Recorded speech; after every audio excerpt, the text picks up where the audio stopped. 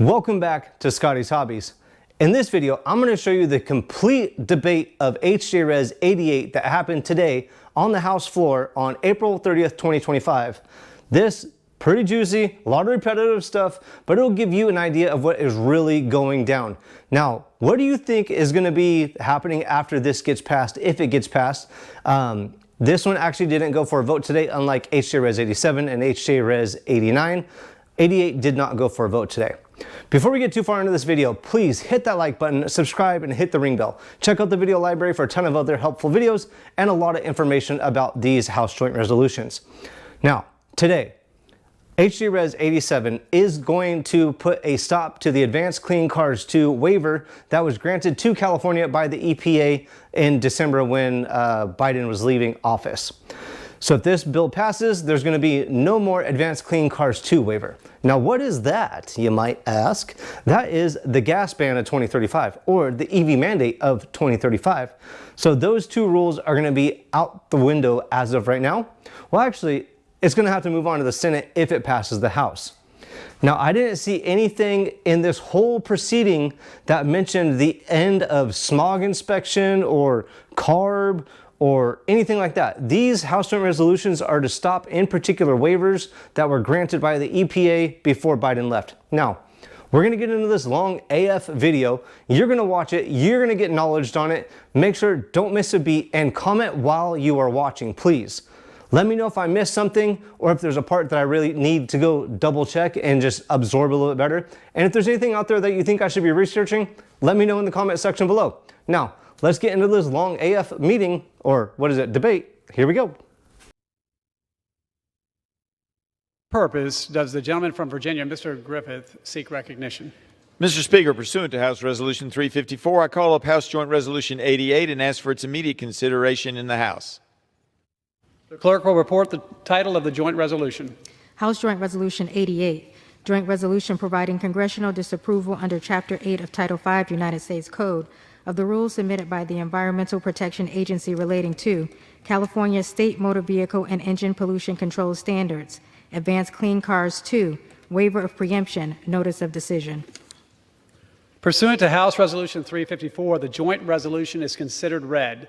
The joint resolution shall be debatable for 1 hour, equally divided and controlled by the chair and ranking minority member of the Committee on Energy and Commerce or their respective designees. The gentleman from Virginia, Mr. Griffith, and the gentleman from New Jersey, Mr. Pallone, each will control 30 minutes. The chair recognizes the gentleman from Virginia, Mr. Griffith.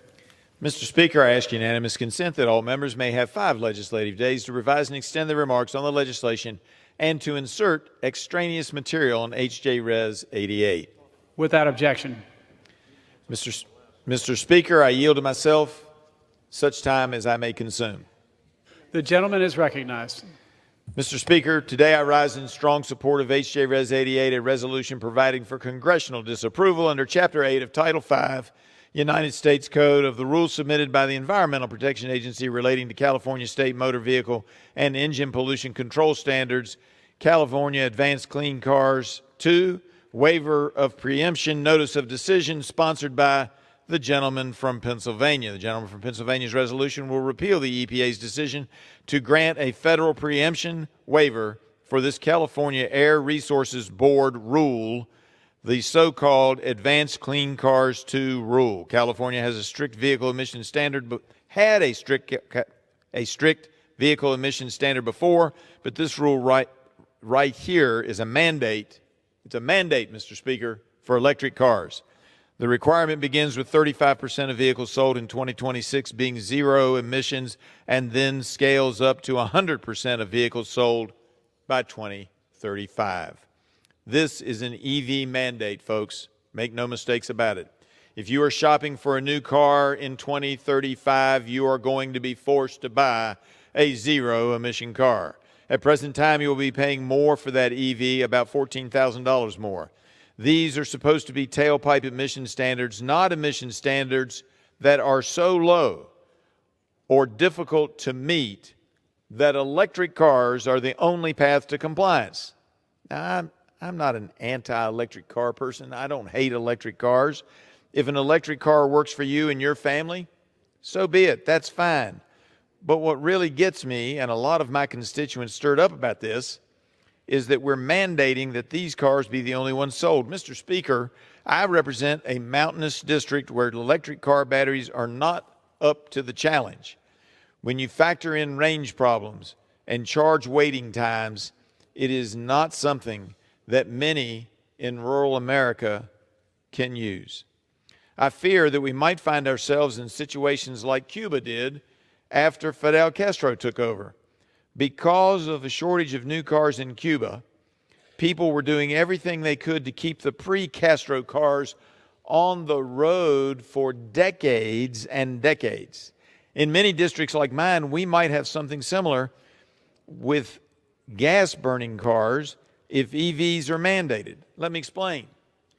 My folks cannot afford to buy a new EV car. They can't really afford to buy a used car. So normally what they do in a district like mine, which is economically stressed, is they will buy a used car. The problem is that on the batteries in the EV cars, if you buy a used car, you really don't have any idea how long it's going to be before that battery wears out. As a result, you buy the chassis, you buy a battery hoping it works for you if you don't have any other choice. And then if the battery goes bad, you're looking at $4,000, $5,000, maybe more $1,000 to replace the battery. So it's kind of like going to the roulette table and just throwing your money on the table and spinning the wheel and hoping, if you buy a used car, that you might be able to make it work because the battery is so integral. Now, with gas-burning cars, a lot of them know how to fix the cars themselves, and they'll make it work. And they'll continue using those gas cars as long as they can get any usage out of it whatsoever, no matter how bad a shape it's in, because they can't afford to buy one of the left wing's EV cars. It's just not going to happen in my district by the timelines that they've set up. And the technology is not available today. And that's the technology. When you're talking about 2035, the technology we're selling today is what my constituents are looking to buy used in the future. Many people drive cars more than 10 years old, and they're going to put our folks either without cars or still burning gas cars many, many years, many decades into the future.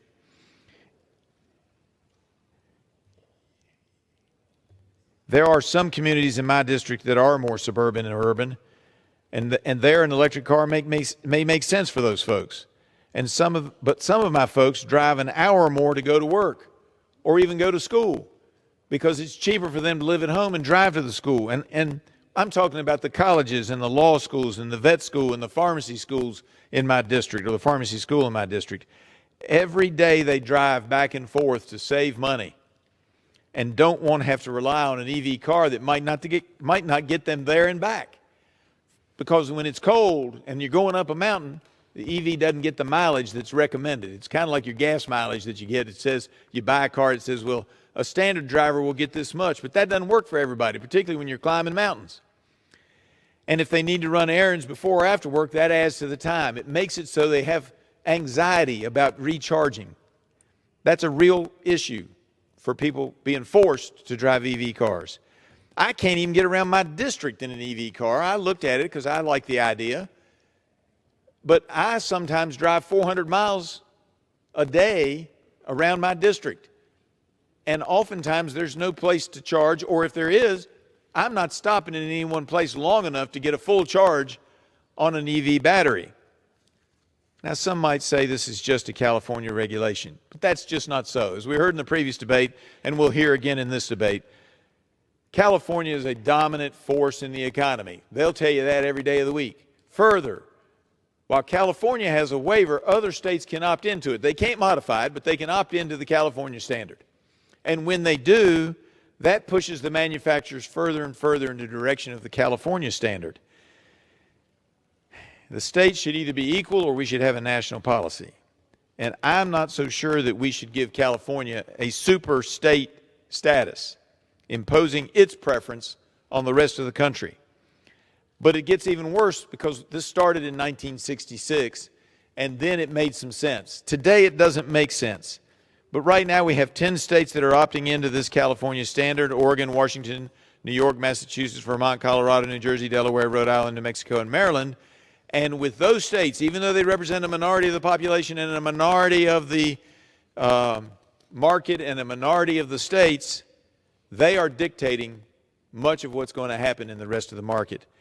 Now, those markets add up to about 35% of the total new car market. And this has a cascading effect on manufacturers who are forced by the policy of a minority of states not to do what the market dictates, but to do what these states have dictated and to make unprofitable investments that won't work for the poor rural areas, particularly mountainous ones, in the United States. The situation we now find ourselves is different than the one that was contemplated by the 90th Congress. In 1967, when the body passed the Air Quality Act, which later became the Clean Air Act after extensive amendments in later years, in that act, California was allowed to have a waiver for stricter tailpipe pollution regulations. One of the big reasons this carve-out was made was there because of the terrible smog that enveloped Los Angeles at the time. I remember that. I can remember that being talked about in the news, and we've all seen the old pictures. You've got the ocean on one side and the mountains inland. It causes an inversion where pollution just sits over the cities there. California was granted this exemption because it already had the capabilities to formulate and enforce stricter standards. That's not true for everywhere else, nor was it anticipated that they would continue to ratchet up to the point where they made many cars in the United States illegal. The intent of the waiver was to allow California to have more stringent vehicle standards, but not a way to have a backdoor ban on gasoline and diesel-powered cars for the rest of the country. I urge all members to join me in voting in favor of HJ Res 88 to roll back the state of California's EV-only agenda. I thank you, Mr. Speaker, and I reserve. The gentleman reserves. The gentleman from New Jersey is recognized. Thank you, Mr. Speaker. I yield myself such time as I may consume. The gentleman is recognized.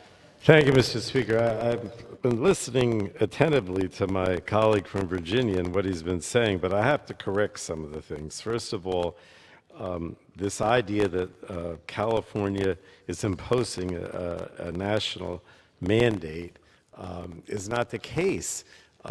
Only certain states, a minority of states, have adopted the California standards, and there's a lot of flexibility in that.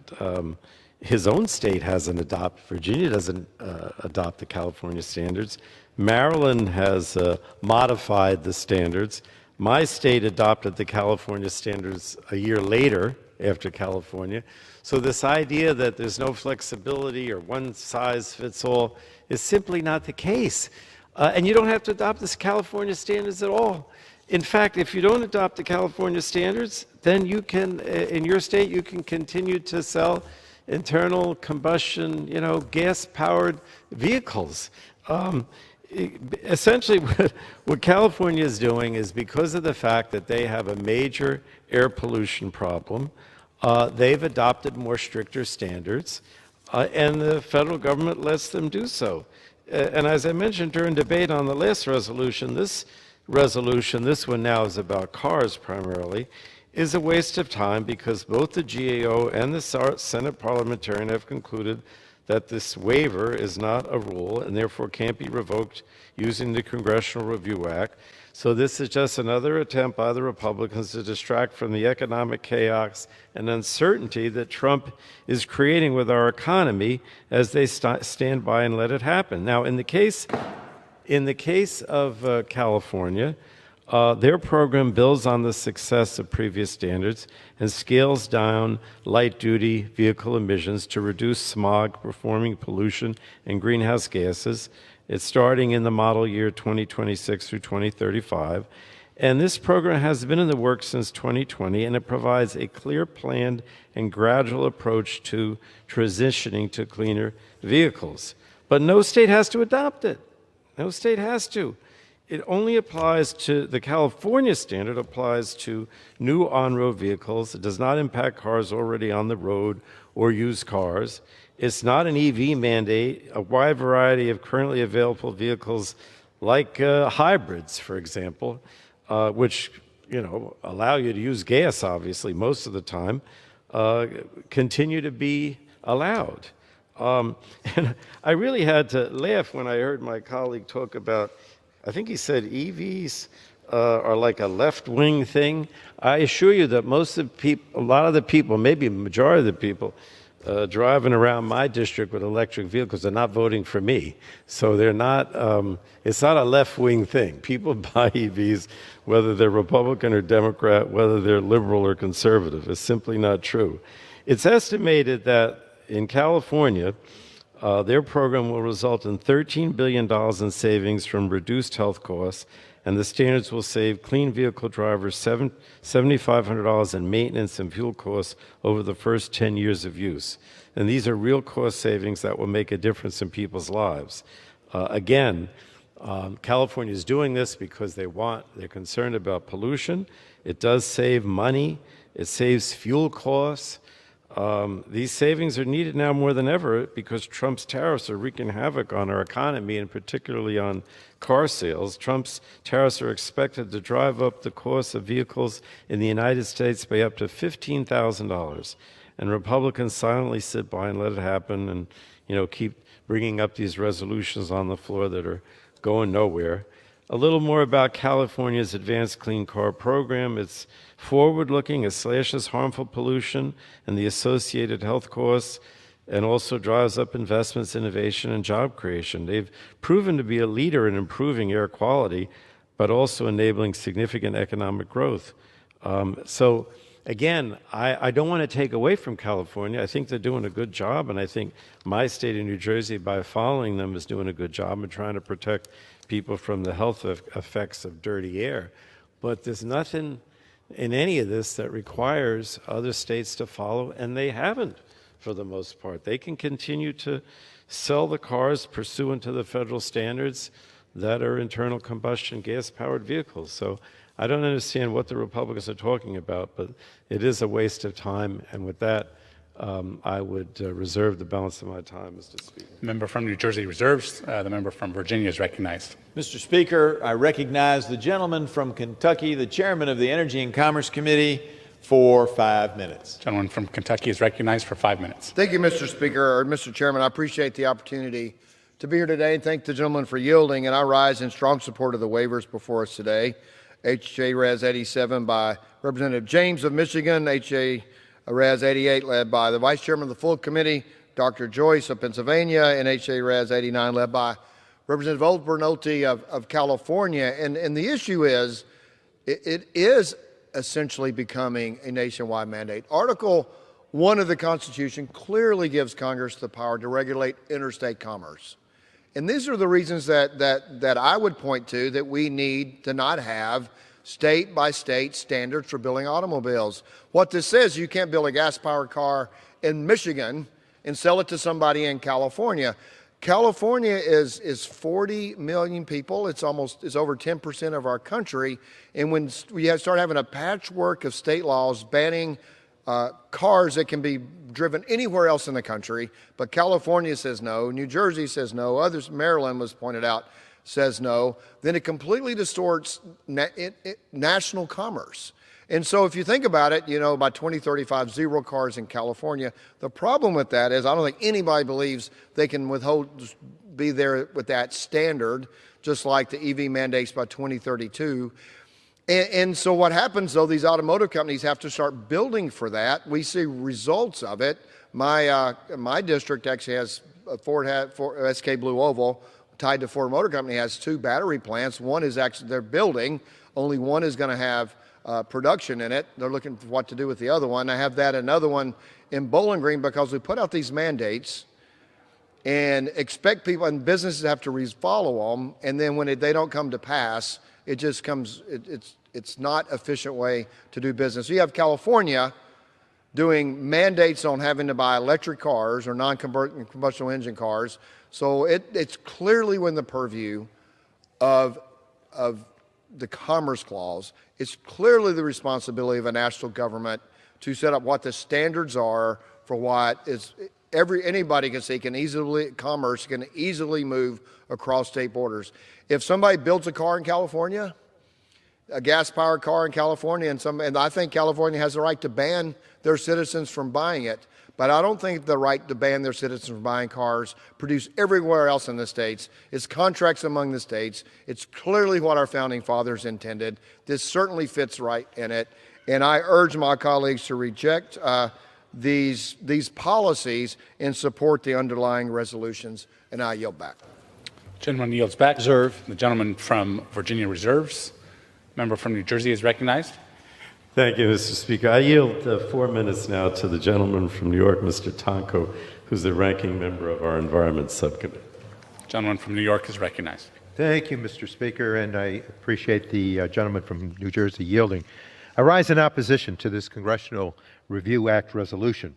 The American Lung Association recently issued its annual State of the Air report, which found that nearly 1/2 of all Americans are breathing unhealthy air. Despite all the progress that has been made since the enactment of the Clean Air Act, air pollution remains a major public health threat. And this is especially true in California, where over 90% of residents live in an area with poor air quality. Given this tremendous public health threat, California has taken the initiative, as it is clearly authorized to do in the law, to protect its residents, including through the Advanced Clean Car II program. We've gone over all of the reasons why the CRA is not applicable to this waiver, so I would like to focus on the specifics of the underlying rule, which will rapidly reduce tailpipe pollution from light-duty vehicles by increasing the percentage of new zero-emission vehicles sold in California to 100% in 2035. I would like to try to dispel some of the myths about this rule. First, it only applies to new vehicles. No one is requiring people to give up their existing vehicles. Second, it does not apply to used vehicles, so there will continue to be a robust secondary market for internal combustion engines. Third, I heard several Republican members express their support for hybrid vehicles at the Rules Committee. Under this standard, plug-in hybrid vehicles can account for a significant portion of sales requirements through 2035. Now, members also raised a litany of concerns about the performance of electric vehicles, that they don't have an adequate range, they don't perform well in cold climates, and they are too expensive. Well, as they are sharing those concerns, we have a Trump administration response that I'll talk about. We hear a lot of talk here today in this debate about executive overreach, primarily from the previous administration of President Biden. Well, I find it ironic that these complaints are coming while the Trump administration is actively working to undermine federal investments and programs to address these very issues.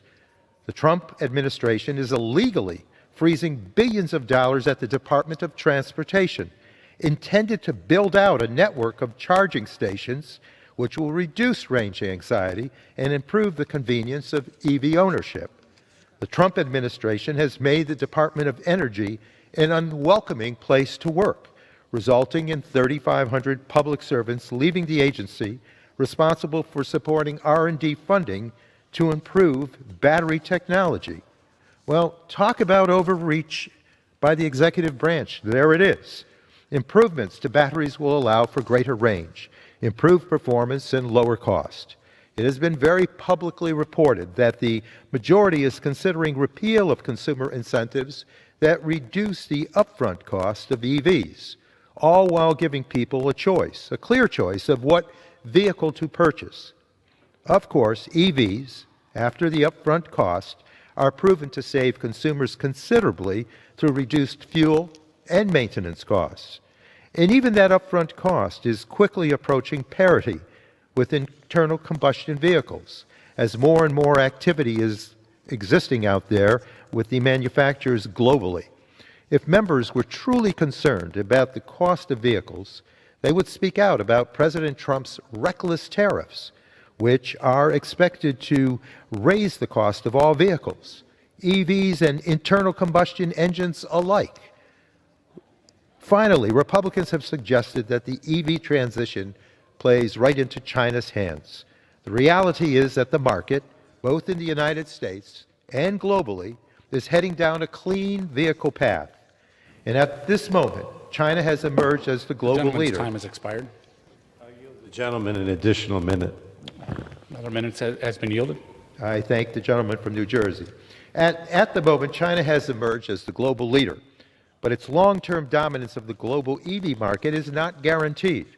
Here's what I know for certain. If we do not compete, China benefits and will control those global supply chains. But if we embrace this transition, we will give America's automakers and innovators a great opportunity to win the competition in clean vehicles. The bottom line is that every turn, the Trump administration is sabotaging all efforts to build a domestic EV and battery manufacturing industry. And the attack on California's right to put forward more protective standards is part of that effort. So I urge members to reject this resolution, to allow California to make the decisions it needs to protect the health of its residents and allow our entire country to have a better chance to create jobs and compete to dominate for the future of the automotive industry. With that, Mr. Speaker, I thank you for the time, and I yield back to the gentleman from New Jersey. The gentleman yields back. The member from Virginia is recognized. Thank you, Mr. Speaker. I recognize the gentlelady from Michigan for 2 minutes to address the resolution.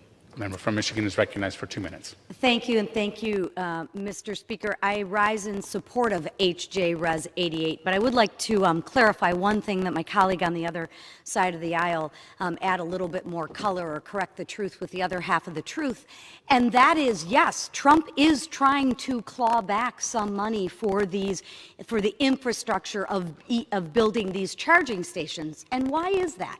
That's because the Biden administration gave them like $1 billion to build charging stations, and I think, let's see, they built less than 10. I don't know about you, but I don't think that's a real good use of taxpayer money. So I'm in support of clawing some of that money back, and thank you, President Trump. But on to the resolution. This resolution, offered by my good friend from Pennsylvania, Mr. Joyce, would reverse a waiver granted by the Biden EPA that allows states to ban the sale of gas-powered vehicles. This EPA rule has legitimate constitutional questions and would increase costs for Americans and manufacturers. Americans deserve to choose the car of their choice. In fact, Biden used liberal California to force a one-size-fits-all solution nationwide. One state should never dictate national policy, because I can assure you what works in California sure doesn't work for the people of my great state of Michigan. In fact, this policy only hurts Michigan auto manufacturing jobs, threatening to kill 37,000 jobs in my state of Michigan. I'm not for that. This is yet another example of House Republicans righting the wrongs and failings of the previous administration. We are keeping our promises to the American people to restore common sense, roll back burdensome regulations, and lower prices. Thank you, Mr. Speaker. I yield back. I reserve. The member from Virginia reserves. The member from New Jersey is recognized. Thank you, Mr. Speaker. I yield 5 minutes now to the gentlewoman from California, Ms. Matsui, who is the ranking member of our Communications and Technology Subcommittee. The member from California is recognized for 5 minutes. Thank you, Mr. Speaker. I rise today to speak in opposition to H.Res. 88. It shouldn't be controversial to say that air pollution is dangerous. Every year, particulate matter pollution kills more than 50,000 Americans. Study after study has linked air pollution to higher rates of cancer, heart disease, diabetes, cognitive decline, and of course, respiratory conditions. The evidence is overwhelming. Clean air saves lives. If you're like me and you grew up in California, then you know the impacts of air pollution. And you remember what it felt like to breathe smog and particulate pollution before we had the strong pollution standards we have today. In California, we've been dealing with the impacts of air pollution for a long time. California's unique geography, with its valleys, coastal basins, and surrounding mountain ranges, creates natural barriers that trap pollutants and contribute to unique air pollution challenges. As a state, we have long recognized the dangers of air pollution, and we've been a pioneer in addressing the root causes. In fact, California's efforts to control air pollution predate federal efforts in 1967. In 1967, California was the first state to establish a state air pollution control agency. The country soon followed with the Clean Air Act of 1970, which created the EPA and established the first national air pollution standards. Because of California's unique air pollution challenges and our state's early leadership in tackling air pollution, the Clean Air Act grants California the authority to set its own stronger vehicle emission standards. And over the last 50 years, California has used this authority more than 100 times to update and strengthen our pollution standards. And these nations and actions actually have saved countless lives across California. But this resolution would strip California's rights to manage deadly air pollutants within our own state, stripping away our right to protect ourselves. Why? Why are Republicans trying to degrade California's air quality? It's my constituents, it's my neighbors, it's my fellow Sacramentans who will suffer if Republicans succeed in killing California's emission standards. So I ask again, why are Republicans willing to put the health and safety of our communities at risk? I think the real answer is that California's leadership helps to support automotive innovation. The catalytic converter and the electric car are thanks to California's visionary leadership in reimagining a future without air pollution. And the oil industry is scared of electric vehicles. Republicans are once again doing the bidding of oil lobbyists. They're once again on the wrong side of history, fighting to hold back the future for as long as they can. It's shameful and indefensible. That's really why I urge my colleagues to vote no on H.J. Res. 88, and I yield back. Member yields back. Member yields back. The member from New Jersey yields or reserves. The member from Virginia is recognized. Mr. Speaker, I recognize and yield to the gentleman from Pennsylvania who is the chief sponsor of this resolution, Mr. Joyce, for 2.5 minutes. Member from Pennsylvania is recognized. Thank you, Mr. Speaker. I rise today to speak in strong support of H.J. Res. 88, my legislation to reverse California's radical electric vehicle mandate. With 1 foot out the door, President Biden and his administration provided a waiver approving of California's policy to require all vehicle sales in the state to be electric vehicles by 2035. What makes this policy even more dangerous is that 17 other states, making up 40% of the American auto market, are set to adopt these regulations, including my home state of Pennsylvania. If consumers want to purchase an EV, they should be able to. But Californian politicians have no right to remove the choice to buy a gas-powered vehicle from my constituents. The Biden EPA wrongly allowed California to enact an electric vehicle mandate that will ultimately affect the entire United States. What works in Glendale does not work in Gettysburg.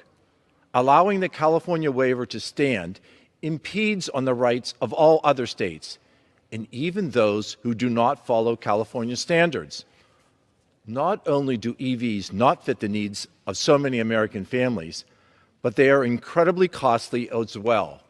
In my district, the average household income is $65,000 a year, while the average price of an electric vehicle is more than $55,000 a year.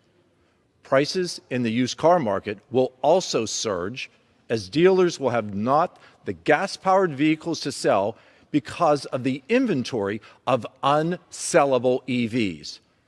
My constituents simply cannot afford this ridiculous regulation and should not be forced to purchase entirely unaffordable vehicles that do not meet their needs. Our economy was built on an open market and the freedom of consumer choice. Congress cannot allow California to continue its abuse of its standing in the Clean Air Act to limit consumer freedom. It's time that we overturn this dangerous rule. I urge my colleagues to pass this legislation to protect our auto industry, to protect our auto workers, and most important, to protect the freedoms of all of America. Thank you, and I yield. The member from Virginia reserves. The member from New Jersey is recognized. Thank you, Mr. Speaker. I yield 5 minutes now to the gentlewoman from Michigan, Ms. Dingell. Member from Michigan is recognized for 5 minutes. Thank you, Mr. Speaker. As a staunch defender of Michigan's auto industry, still the backbone of the American economy, and someone who cares deeply about the environment, I do not take this vote lightly. I have spoken to all the stakeholders involved multiple times. I believe in preserving consumer choice, maintaining American leadership in innovation, defending the future of domestic manufacturing, and protecting the environment. These are not mutually exclusive. Michigan and the United States put the world on wheels, and now we are leading in the transition to the next generation of vehicles. We cannot afford to cede that leadership to our adversaries. I will remind my colleagues that in my lifetime, it wasn't that long ago when gasoline prices went up and American consumers wanted smaller cars, Japanese automakers flooded our markets with smaller vehicles, caught our domestic auto industry flat-footed, and U.S. manufacturers paid the price for that for a decade. We must innovate, adapt, and build vehicles competitively here at home. The global marketplace wants EVs, hybrids, and internal combustion engines. To lead globally, we must accelerate the manufacturing of cleaner vehicles in a practical, affordable, and inclusive way.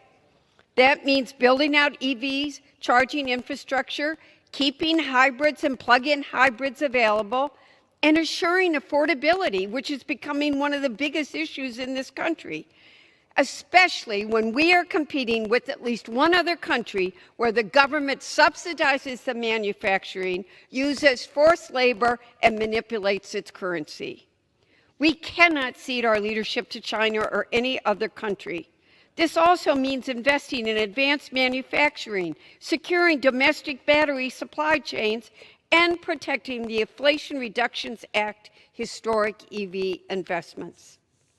California's Advanced Clean Cars II program would impose EV sales mandates across nearly 30% of the U.S. market.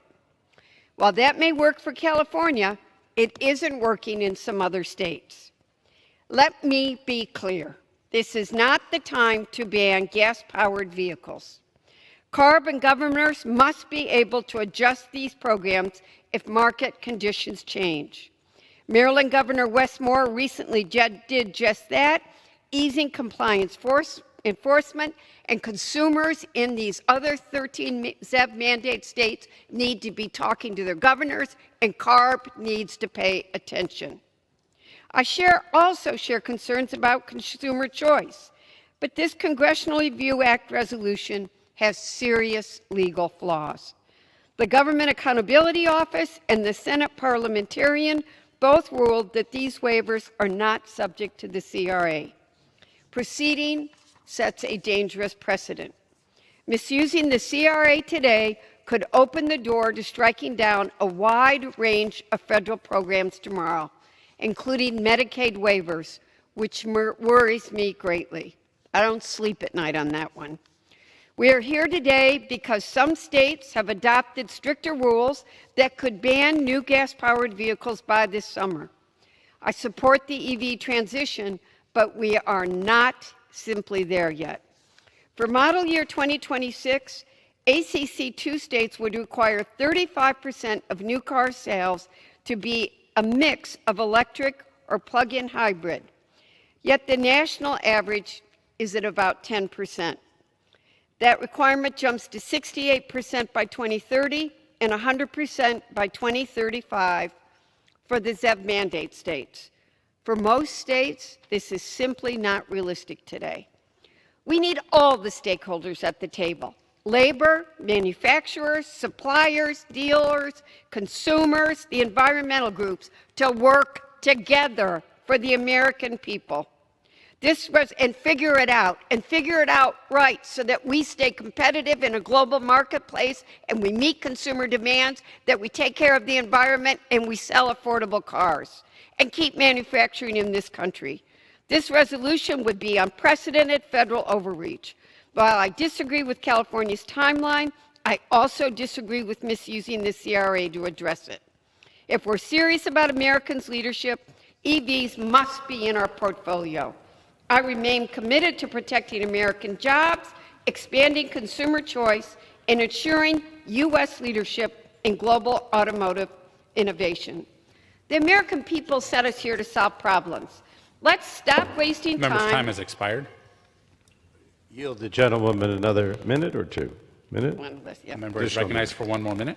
Let's stop wasting time on illegitimate messaging CRAs and work together to support innovation, build out the infrastructure, ensure access to affordable American-made vehicles, whether gas-powered, hybrid, or electric.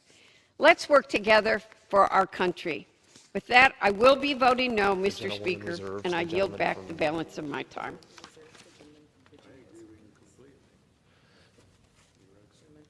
The gentleman from New Jersey reserves. The gentleman from Virginia is recognized.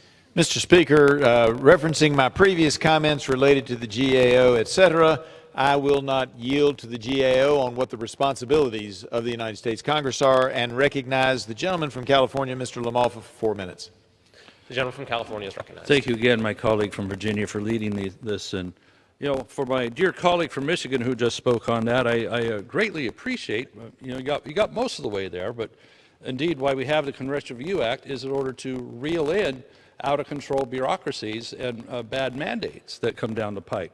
And so that's why we have H.J. Res. 88, led by my good colleague, Mr. Joyce from Pennsylvania. So we're supposed to take back when government gets out of control. And so in this case here, people are not going to have control of their automobile choices. We see that with the mandate coming down the pike here, that by 2026, that's next year, folks, this current model year is almost over with 2025 vehicles, it'll be a requirement of 35% of vehicles sold in one more model year in these states. 35%. Now, at the current rate in California and New York, about 10% of these vehicles are being sold. How the heck are you going to jump to 35% in a year? Nobody wants to buy these cars. As you see, you go talk to the dealers, they have to have a certain amount of vehicles that meet these mandates on the lot they aren't selling in order to get a Jeep or something you want that has a gas-powered engine in it, or a pickup with a bigger engine in it. You have to sell a certain amount of these other ones yet to meet the quota. They can't sell the other stuff because they're not what people want to buy. And so when you're talking about vehicles you're replacing anyway, these cars cost half again as much as a similar size, similar use car. And so who's supposed to afford that? And then you go down the supply chain here, when people of a lower income, they probably primarily buy used vehicles. Well, there's going to be a bigger premium on used cars on the market that are going to be less available to people with more moderate incomes. And as it is, we're going to see the $7,500 incentive done under the IRA is going to disappear soon. And so when we're talking $14,000 more per vehicle anyway, and that $7,500 incentive that is gone to people that can file a tax return with all those complications on it because their deduction's already, there's a large standard deduction thanks to the Jobs Act legislation a few years ago. So they're not, most people can't even take advantage of that if it's there. So what are we talking about? By 2035, 100% of these cars are going to be battery powered. What were we just saying a while ago about the power grid? What were we talking about with all these data centers coming online using massive amounts of new electricity?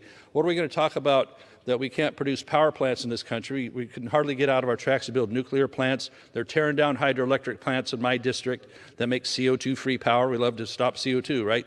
And that's what this whole electric deal's about. Let's go back to 1990 in California when CARB, California Air Resources Board, decided we're going to require that by the year 2000, 10% of all vehicles have to be zero emission, okay?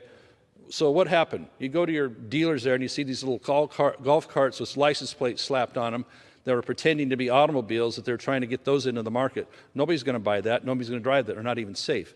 So CARB had to relent on that year 2000 goal, and they're going to have to relent again on this and on the trucks because it isn't realistic for real consumers, for real people. They don't want these cars unless they can get a sticker and drive in the fast lane in California on that, but that's a narrow group.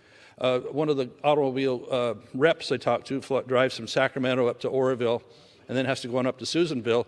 He's unsure if the pickup he has, it's a new electric pickup, is going to be able to make the whole trip. So they're uncertain whether he can cover that trip, about a little over an hour here, about an hour and a half up the mountain to get the job done. People have uncertainty about even being able to rely on these vehicles. You've all heard the story about someone bought a new pickup, I think he was from Michigan, and bought a camper, the whole works, going to take his family on vacation. He made it about 2 states away, had to stop and recharge so often that he finally took the truck to a different dealership, a different brand, and traded it in, bought another one with a diesel, and finished the family vacation on that. This is the stuff you're going to put normal consumers through by these mandates. And it's going to happen in many states. And you can have auto manufacturers that, a lot of times people in industry, they want to have just one standard, and they'll take the worst standard as affects everybody, like food labeling and stuff, and foist it upon everybody else. We need to pass H.J. 88 and give people choice. I yield back. Gentleman reserves. The gentleman from Virginia reserves. The gentleman from New Jersey is recognized. Thank you, Mr. Speaker. I yield myself such time as I may consume. Mr. Speaker, it really bothers me that I never hear during this debate anybody on the Republican side of the aisle talk about clean air and the fact that we need to continue to make progress towards clean air because of the negative impacts of air pollution on people's health, particularly people that have health problems, asthma, and other health problems. So I just want to talk a little bit about the Clean Air Act and why it's important, and then I'll talk a little bit about the California standards. Thanks to the Clean Air Act, America has made massive strides in cleaning up our air, but we still have a long way to go. Nearly half of all Americans are breathing unhealthy air, and I think that that's unacceptable. Air pollution is a serious public health crisis. It can lead to health problems like lung cancer, asthma attacks, heart disease, and even premature death. Air pollution is associated with over 100,000 premature deaths in the United States every year. And I have reiterated this statistic before, and I'm not going to stop until I make my Republicans on the other side of the aisle understand that we're still trying to clean up the air and save people's lives. Tailpipe emissions from cars, trucks, and other vehicles are significant sources of air pollution. Burning gasoline and diesel fuel contributes particulate matter, nitrogen oxides, and greenhouse gases into the air. The transportation sector is the largest contributor to greenhouse gas emissions in the United States, making up nearly 1/3 of overall pollution. Therefore, strong vehicle emission standards are necessary to combat these deadly trends. The 3 waivers under threat today in these 3 bills would yield $45 billion in health benefits and prevent 4,700 deaths in California alone. Now, why shouldn't it be the case that because California has unique air pollution problems, that they can't have stronger regulations with regards to tailpipe emissions or decide to move towards electric vehicles over a period of years? They're just doing this because of the unique circumstances of California. And eliminating these waivers would allow more than 1.5 billion metric tons of nitrogen oxides, 17,700 metric tons of fine particulates, and 1.6 billion metric tons of climate-harming emissions to poison our air. I know that President Trump says that climate change is not real, not human-induced. But the fact of the matter is that the pollution problem continues. Climate change continues. Nullifying the California waivers is going to wreak havoc on Americans' well-being and public health, leading to more premature deaths. There's no doubt about it. And I find it deeply disappointing that in the first 100 days of the Trump administration, Republicans are continuing the trend of putting polluters over people by attempting to nullify health protective vehicle emission standards. And what's worse is that at the same time, Republicans are also plotting to cut hundreds of billions of dollars from Medicaid, take health care away from millions of people. Also, they can secure tax breaks for the billionaire friends and big corporate cronies. Now, I've heard the Republicans on the other side act as if the California standards are a mandate and are going to mandate electric vehicles. Members on the Republican side from Michigan, from Texas, from Virginia, from Minnesota, from Ohio, have all spoken. None of those states have adopted the California standards. I have no reason to believe that any of them ever intend to adopt the California standards. This is not a mandate. You can continue to sell internal combustion gas-powered cars in those states. Nobody's saying you can't. Now, you still have to meet the national standards, which are not really at issue today. You still have to meet the national standards for tailpipe emissions with those vehicles, and as should be, because we want to have clean air. But there's nothing in the law that says that other states can't continue to sell gas-powered cars. And even under the California standards, you can still sell hybrid vehicles. There are other options. I mean, there's nothing here that says that. I mean, if you have a hybrid, most of it is still being powered by gas. So I just think that the Republicans are giving the impression that somehow, California is dictating what we do in other states, and that's simply not true. So I would reserve the balance of my time. The gentleman from New Jersey reserves. The gentleman from Virginia is recognized. Madam Speaker, I recognize and yield to the gentleman from California, Mr. Kiley, 3 minutes. Gentleman from California is recognized for 3 minutes. Madam Speaker, today I am presenting a resolution I've sponsored under the Congressional Review Act to reverse California's ban on gas-powered vehicles, to stop a single individual, Gavin Newsom, from dictating what tens of millions of Californians and other Americans are allowed to drive. Now, let me tell you where this ban came from. It was September 23rd, 2020. California was in the throes of the worst wildfire recorded in our state's history. There was untold suffering. Our heroic firefighters were doing everything they possibly could to get the blaze under control. And Governor Newsom comes out and announces, here's what we're going to do. We're going to ban gas-powered cars. Newsom said, our cars make wildfires worse. It was an absurd, pathetic attempt to deflect responsibility from his own failures. For an NPR investigation would soon find that Newsom exaggerated the fire prevention work that he had done by, quote, a staggering 690%, and had also slashed the fire prevention budget by $150 million. So Newsom's edict eventually took the form of the regulation that is in front of us today. And on his way out the door, President Biden gave him special authority to effectively impose it on the rest of the country. 3 things about this mandate are undoubtedly true. Number 1, it was never voted on, not in Sacramento, not in Washington. Number 2, it does have a nationwide impact. And number 3, it's not just a problem for the future, for the 35% mandate goes into effect next year. Therefore, we must act with urgency to democratically reverse that which was unilaterally imposed. It will be one of the most important things that we do in this Congress. It will lower costs, it will restore common sense, it will restore a paradigm of consumer choice. Look, I like EVs. I happen to drive an EV myself. It works well for where I live and for my lifestyle. But I would never think to use the coercive powers of government to impose my personal preferences as a consumer on everyone else. Americans should be able to drive a car of their choice, not one that is chosen for them by the government. And finally, with this resolution, we can restore a paradigm of dynamic innovation rather than command and control mandates. It is an odd approach to innovation that says we're going to force innovation by banning any and all available alternatives. I believe in the future of clean energy. I believe that it is upon us now but that future is being driven by entrepreneurs and innovators, not by vainglorious politicians. I look forward to this resolution passing. I hope it does with bipartisan support, and we can prevent the insanity of California's politics from infecting the rest of the nation. I yield back.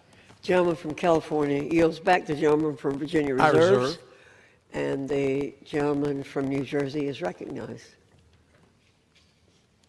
I'll continue to reserve, Madam Speaker. The gentleman from New Jersey reserves.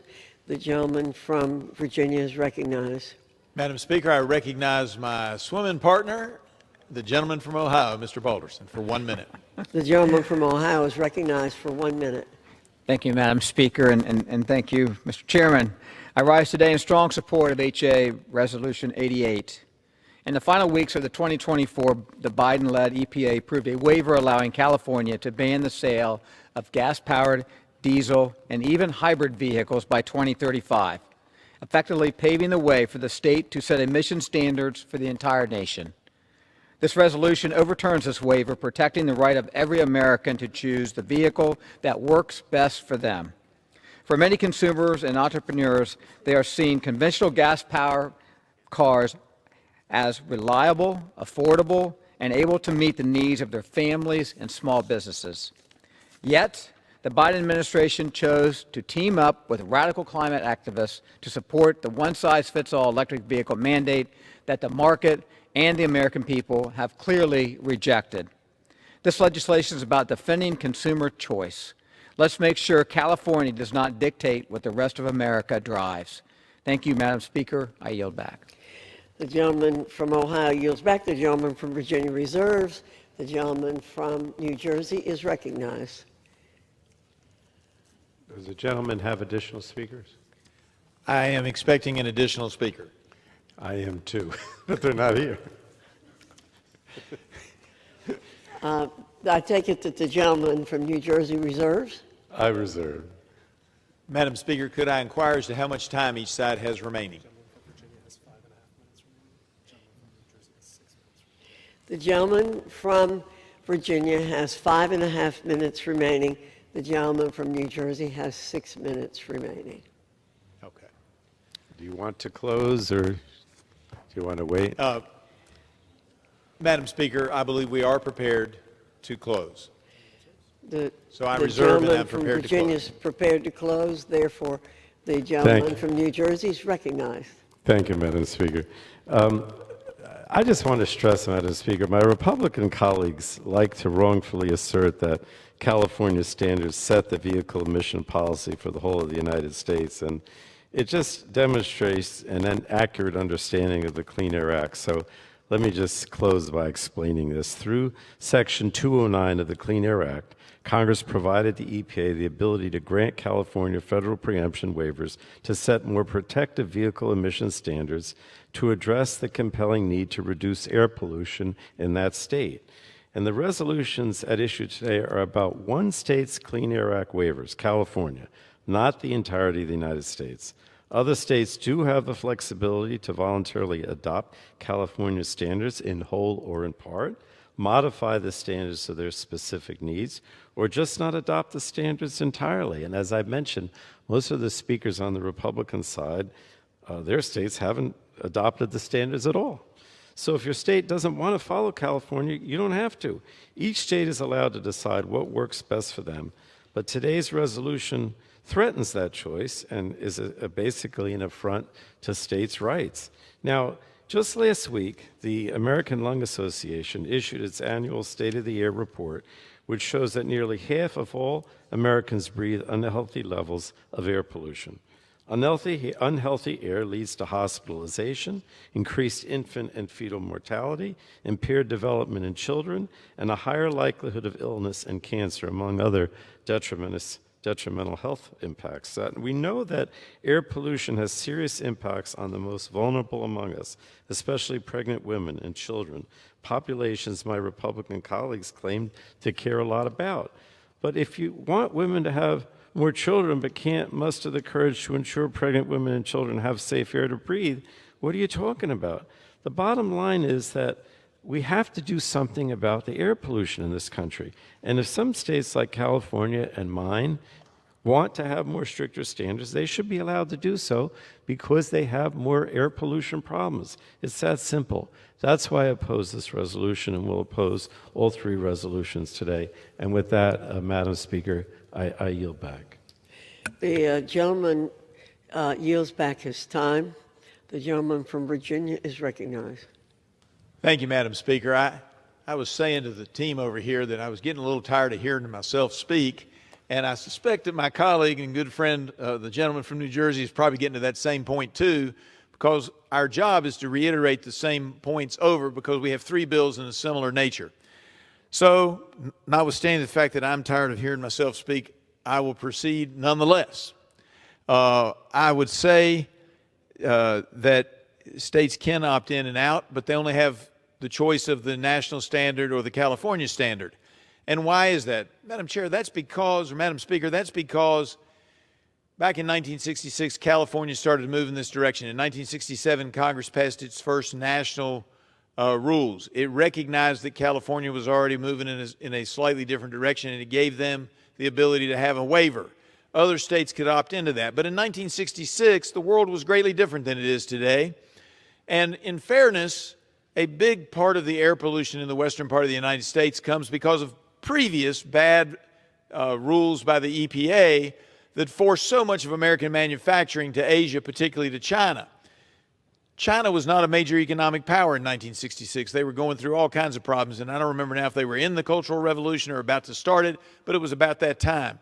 Today, they're a major manufacturer, but they don't have the regulations that we have, and they produce a lot of air pollution. And according to a NASA study, it takes 10 days for the air to get from the middle of the Gobi Desert to the eastern shore of Virginia, and a lot of that pollution is falling on California. So if we really want to solve California's air pollution problems, we need to bring manufacturing back to the United States where we can do it more efficiently and cleaner than what they're doing currently in California. And regulations like this only play into the hands of manufacturing being done in California, being done in China instead of being done in California or in Michigan or in Virginia or in Kentucky. Now, the gentleman raised the issue about nobody talking about clean air. There's your clean air talk, Mr. Ranking Member of the Energy and Commerce Committee, my good friend from New Jersey. Because if we really want to clean things up, we'll stop regulations like this that make it harder on American businesses. And the gentleman correctly points out, but this is only for California and other states can opt in. But what happens is manufacturers respond to California and they respond when a few other states, even though it's not a majority, Madam Speaker, even though it's not a majority of the states or a majority of the population that has opted into any of these three regulations that we're doing today or intends to.